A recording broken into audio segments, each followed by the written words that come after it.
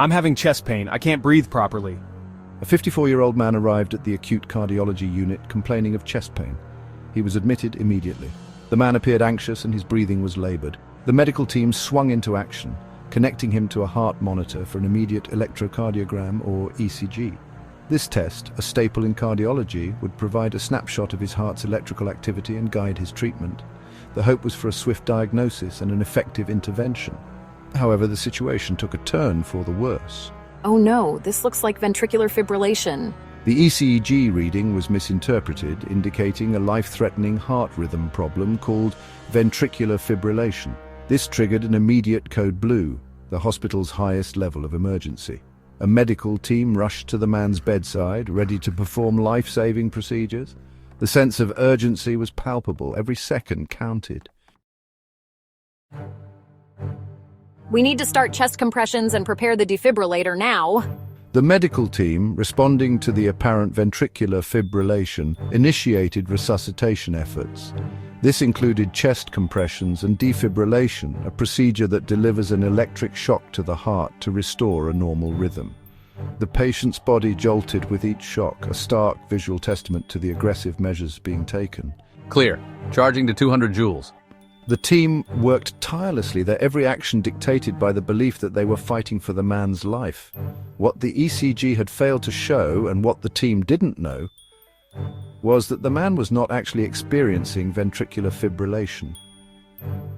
The initial reading was a mistake, a misinterpretation of the electrical signals. He was, in fact, suffering from a different cardiac event that did not require such drastic intervention. The defibrillation, while intended to save him, was unnecessary and tragically harmful. I can't breathe.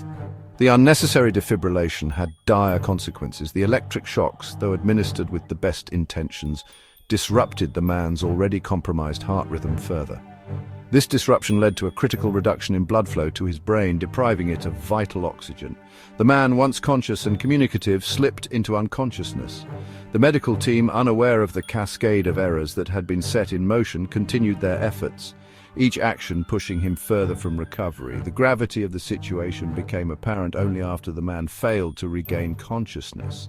Repeat ECGs, this time reviewed more carefully, revealed the original misdiagnosis. The team was faced with the devastating reality of their actions. They had inadvertently worsened the condition of the very person they were trying to save. The man who had walked into the hospital seeking help was now fighting for his life, not because of his initial condition, but because of a series of avoidable medical errors. The patient remained hospitalized, his condition precarious. Days turned into weeks, and the cost of his extended stay, including intensive care and specialized treatment, mounted.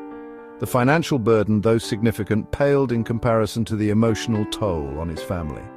They kept vigil by his bedside, grappling with the agonizing uncertainty of his prognosis, and the knowledge that his condition was a result of a preventable error.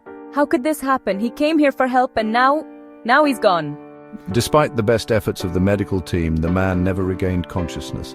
The damage to his brain caused by the prolonged oxygen deprivation during the unnecessary resuscitation was irreversible.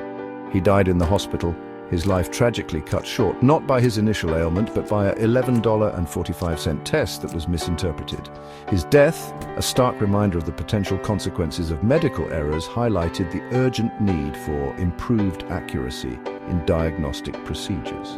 This case, though heartbreaking, serves as a potent call to action for better training, stricter protocols, and a renewed focus on patient safety in healthcare settings.